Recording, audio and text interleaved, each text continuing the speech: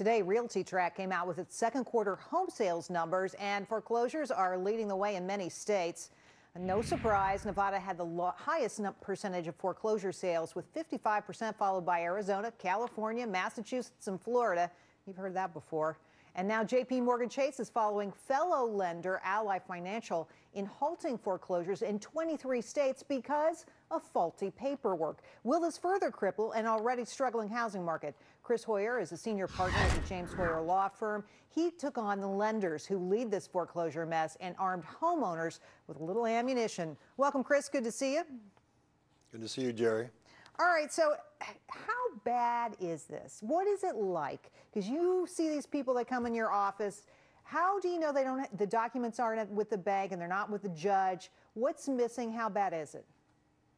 Well, it's a mess. It's been a mess from the beginning. And just let me tell you that we specialize in fraud, and we were investigating and doing this case as a fraud from the beginning. We don't really do foreclosure work, but we hear from the victims all the time.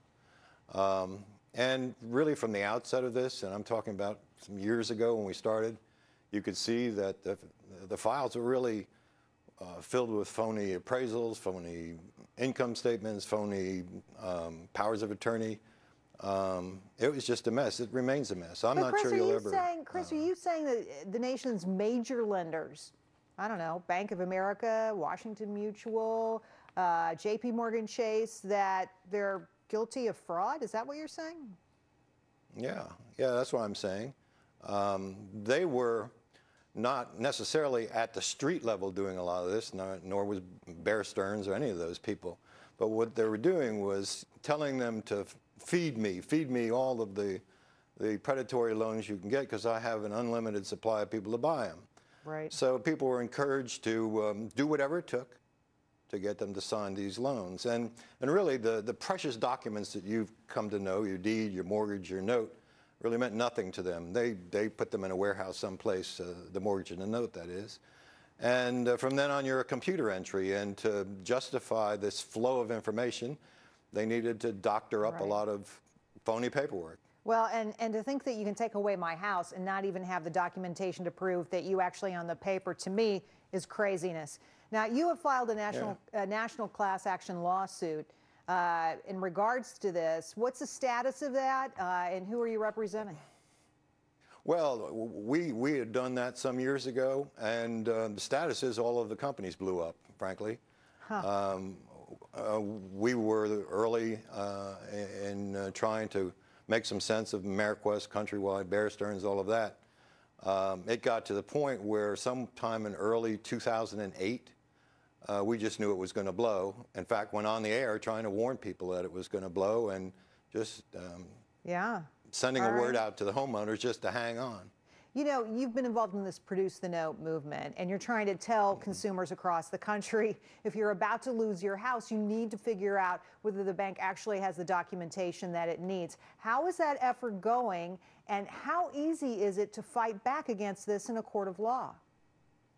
Well, it's all a big mess, okay? You can start from that. But as I say, back in 2008, we just went out and on the air and just told the people caught up in this tsunami that was going to blow and just make the lender produce the note, because we knew it was the Achilles heel. Not that they were going to get a free house out of this, but at least it let them stay in their house long enough that they could negotiate terms that they agreed to, or maybe there'd be some relief coming. But we really didn't know at that time. Remember, this is before it all crumbles. And so we were just giving them some device that we knew would work, because they don't have it. Nobody really knows who owns a lot of this stuff, frankly. That is ridiculous.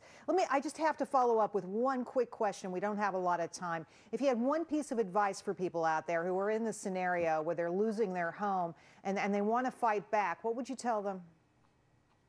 Well, I would tell them to do everything they could to demand to see who owns this note, and to try to negotiate with them. But don't let up and don't relent until somebody shows you that original note, that they're entitled to take your house.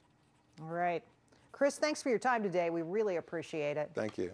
Thank you. Well, as the mortgage meltdown continues to drag down the economy, mortgage interest rates remain under 5%. And my next guest says that may be one way to help revitalize the drained economy.